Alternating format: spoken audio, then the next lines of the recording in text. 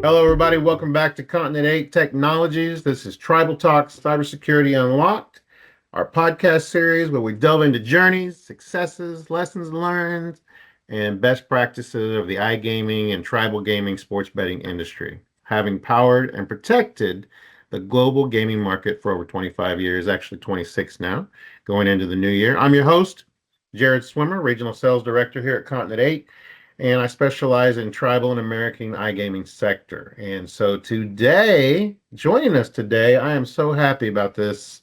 We've got three executive directors for three powerful tribes in the gaming sector, regulatory sector, and I'm thrilled to welcome Emra, Arkansas, Executive Director of the Cherokee Nation Tribal Gaming Commission, Scott Riley, Executive Director of the Pueblo of Tesuque Tribal Gaming Commission, and Jason, my longtime friend, Jason Nichols, Executive Director of the Forest County Potawatomi Gaming Commission.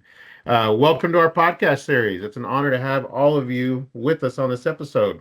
This episode is called "Creating Culture in a New Era of Cybersecurity." Welcome everybody.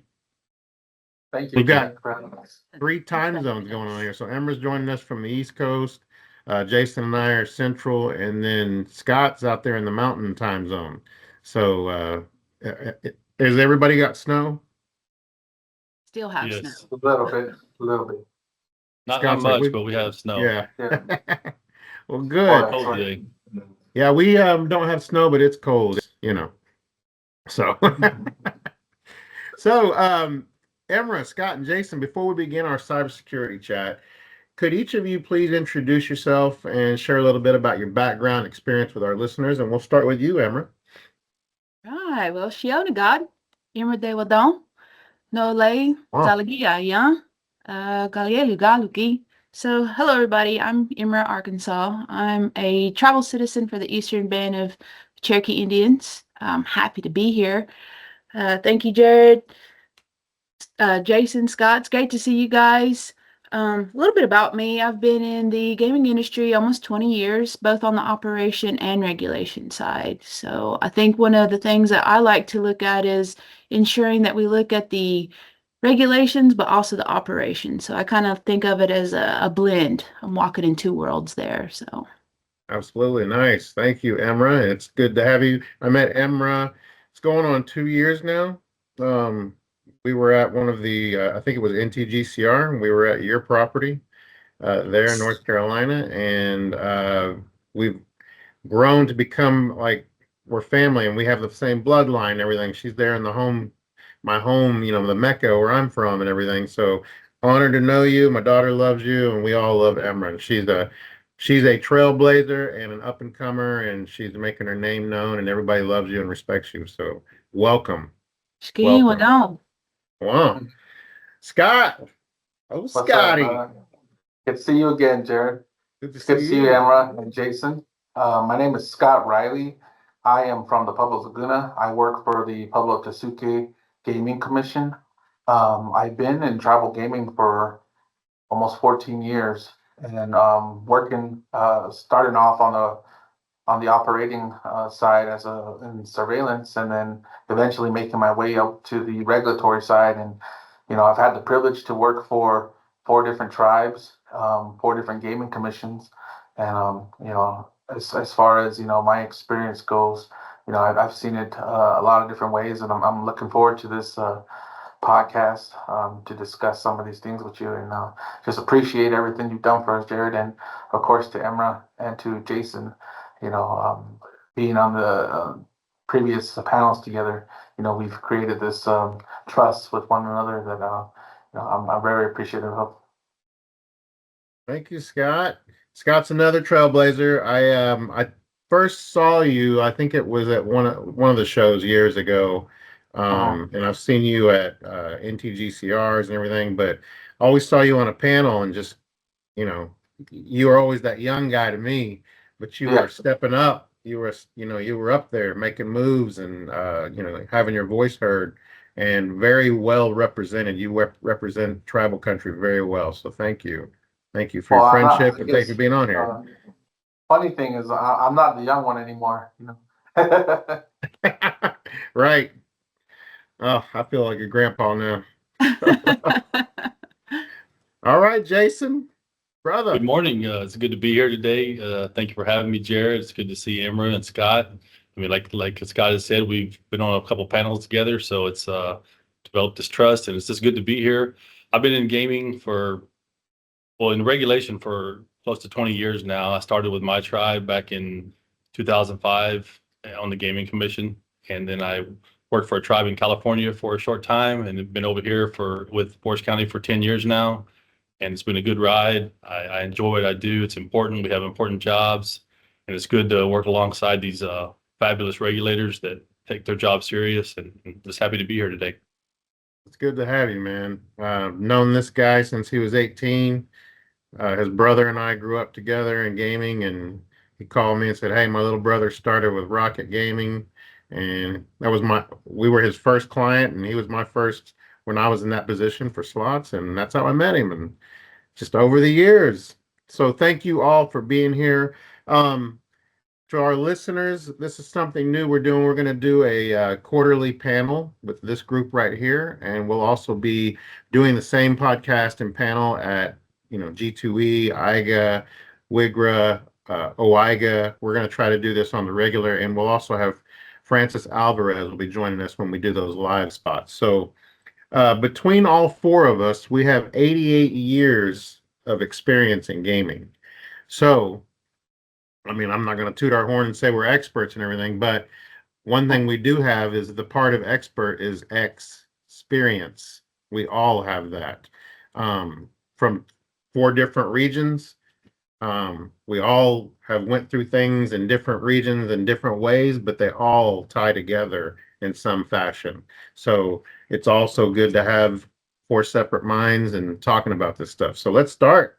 So thank you, everyone. Let's start with you, Emra. My question to you is, how can a tribal gaming organization's approach to cybersecurity align with the needs and objectives of their organization while taking into account regulatory and the tribal requirements? So for the Cherokee Tribal Gaming Commission, we're really focused on understanding the industry and tribal compliance regulations. What do those look like? It's kind of something new for us, and Mhm. we're wanting to make sure that we have a solid infrastructure and the right types of controls. And that's really important because we want to make sure that we protect our data, especially from unauthorized users. Right. One of the things I think we have to do is stay vigilant to understanding advancements, technology, planned obsolescence, especially in this day. We have to know how to build the right types of risk assessments and make sure that we stay in compliance. Do you, so when you're building your team to go with that vision, do you have a hard time finding like-minded, or do you have to pretty much kind of prod them or teach them? I think it's making sure that we have somebody at the top level that can kind of teach the teacher. Mm-hmm. Um, because right now, I will admit there's things that I'm still learning. There's things that I'm like, whoa, that's changed since I've last read an article. So it's making sure that we have the people that are able to understand it, to educate the rest of us. So Right. what does that look like? And what does that mean to disseminate? So that's what we're really focused on right now here in Cherokee. So Scott and Jason, I know you can echo this, jump in anytime, but when I worked in the commission, one of the things I found out, I worked in the operations side for 17 years before I ever joined the commission. And I thought from the operations side, I thought I had a lot of knowledge. I thought 17 years, psh, I've seen it all, I've done it all, I can do it. When I joined the commission, I didn't know crap. Mhm. I was like, wow, I had no idea. So my point to that is what we're talking about is that when you join an operations side, you pretty much whatever department in, that's what you got to learn and you go from there. But when you're on a regulatory side, you're regulating every department. So you have to know the department you're regulating just as good as they do because you're regulating it. So if you kind of get this crash course into the mix, into your ticks, the six now, all that stuff, and it's just having that team that's like-minded. And, we all know that the regulatory side, I mean, doesn't pay like the operations side. So it does take special people to work for a gaming agency because they know that they're regulating people with salaries that are, just way up there. So keeping them vigilant and diligent and not trying to have a witch hunt for said people and keeping them in the right focus. So thank you. What are your opinions on that, Jason, Scott? Or Well, anything to to add? Emma's point, surrounding yourself with great people that are, have those same goals in mind, whether it be travel, having maintaining travel sovereignty, you know, um, in this case, having a well-developed cybersecurity program, surrounding it really starts by surrounding yourself with those type of people, whether it be experts, people with specific knowledge on, to what you're saying, Jared, some of the mix, internal controls. Really, it's having a good mentor when it comes to IT and everything Yeah. that involves cybersecurity. And I'm happy that we have that here, and we're trying to, excel in that.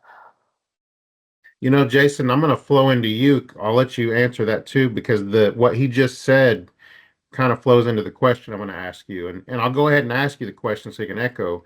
How can tribal gaming commissions maintain a positive working relationship with casino IT executives while ensuring a strong regulatory cybersecurity posture? Well, I think it boils down to having mutual respect for the operation and the leadership team, and also working with all the resources you have available. The tribal governments have IT departments. Cybersecurity is a uh, tribal wide initiative to ensure that the networks are protected, whether it be at the casino or the tribe. And what we do is we know that we have intelligent people working in our security space, and we listen to them, and when we write our regulations, we want their input on the regulation. So it's communication, it's meeting with them on a monthly basis, meeting with the security team, the IT security team on a monthly basis, and listen to what they have to say, because this is an ever evolving area. I mean, cybersecurity, you're never 100% protected, and you always have to be diligent constantly, every Mhm. single day. No more of the days of when gaming commissions and operations were kind of always having friction. Back in the day, we didn't ever think to include IT in anything. And they were the ones telling us 10 years ago, you guys better be starting including us when you look at a contract. You better talk to us when we're doing a new system. And nobody ever did. And now we've all had to come together. And if, in my opinion, if your operations and gaming commission are not cohesive and working together, then you're already failing. You're actually making yourself an easier target because of the bad actor is going to see that dysfunctionality, and it's no different than case in a convenience store when you're right by the highway. There's no cops, there's no cameras. The kid at the register has got their head down. That's what it looks like to the bad guy. So now, in a weird way, we're all forced to work together, whether we like it or not. You've got to work with your IT department, and they pretty much control everything. So great answer there, Jason. Thank you. Anybody want to Uh, echo on that? Yeah, on top of that too, 10 years ago, it was really unheard of for gaming commissions to even have an IT specialist person on their Yeah. staff. And now I'm seeing the trend is, a lot of gaming commissions are starting to have that job Mhm. fulfilled by someone who's an expert in IT, or at least, when it comes to the gaming side and the infrastructure side of that. So I know that's becoming a very unique position that, even me, I thought about, at least to some level. But I think that's going to be something coming up here in the future. A lot of gaming commissions, a lot of TGRAs are going to be thinking about having some type of IT specialist person within their staff. I've noticed, I don't know if I'm putting it out in the universe for it to happen, but and I don't want any credit, but I worked for a tribe before I went onto the vendor side, and we created a position called an IT architect. Um, and so that architect was the one position that was in communications with tribal IT, casino IT, and the commission IT. So that one person was the link between all of them, so everybody was working together. If a vendor came in and talked to the casino IT, they would say, "Hey, we need to pull our IT architect in because we need to see if that's something that they might want to do on the tribal side, or they might want to do on the commission side." So I've only seen two tribes do that in the last 5 years, that position, but I thought it was very unique and very smart, and very forthcoming for them to think that way, because you always heard about the triangle, tribe, commission, operations, and we want to make it a ring instead of a triangle. I feel like Adam Sandler movie, make it a ling. But we want a ring. So, anyways, thank you. Yeah, that's a good point there, Scott. So, Scott, my question to you is, with you having worked at various tribal commissions in your career, how has that experience changed or improved the way you approach cybersecurity today? Yeah, yeah, no. Working at various gaming commissions, I believe I said four, has provided me with a unique perspective on cybersecurity, especially when it comes to considering, the various complexities that are involved when it comes to tribal sovereignty, the various legal frameworks, and of course each casino's proprietary information. Each tribe has their own set of challenges, and priorities, and sometimes we're just limited with resources when it comes to tribal cybersecurity.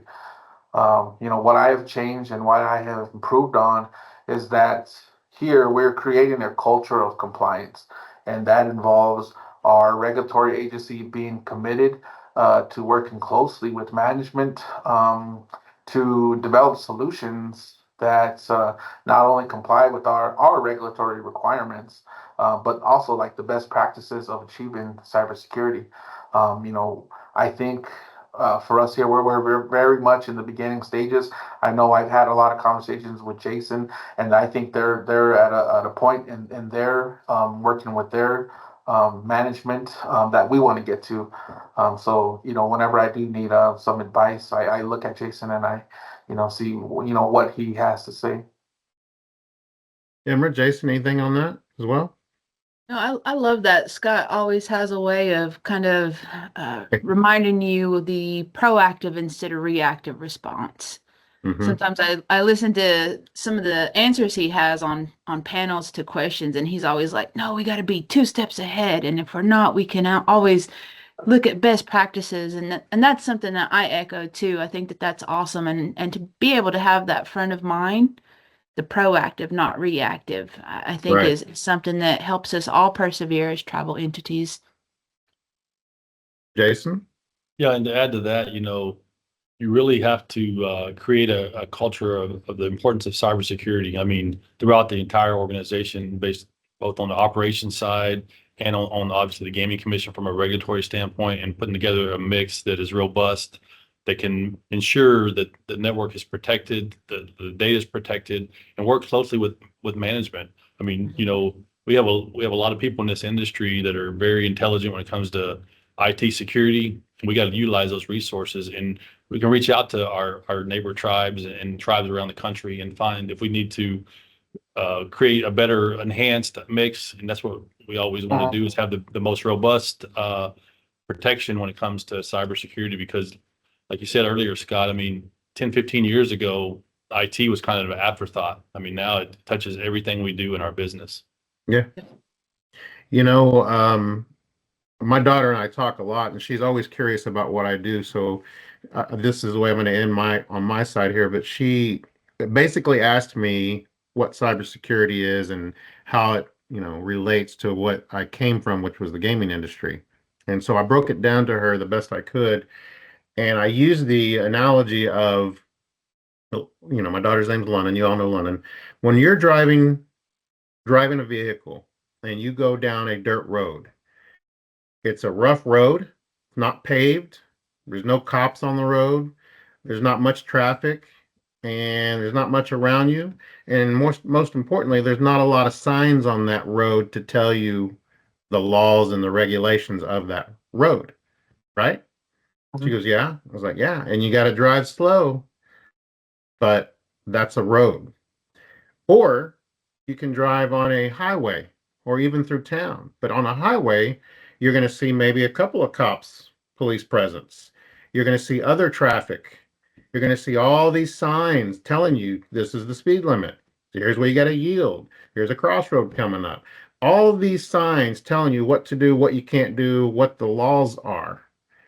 But you feel safer, right? She's like, yeah, because I know if I broke down, I'm probably going to have more help and, something's going to be there to fix it versus a country road. I'll be broke down and never know what's going to happen. And I go, and that also applies to the people that want to go break the law. They go down a dirt road so they can drink. They go down a road so they can get out and use the bathroom. They go down a dirt road so they can shoot at things. And they're just breaking the law. So my question to you listeners, are you running a compliance department that's a country road, or are you running it like a highway? And if you're running it like a country road, then baby, we got to talk. We got to get you back on the highway. So if there's anything you three would like to add to that, but that's the way I explain it to my daughter, so she could. Oh, okay, that makes sense. She needs I to come think to you explained it Cherokee. for me too. Come to of Cherokee and country ride the roads. res roads with Auntie. Yes, yes. What was you saying, Scott?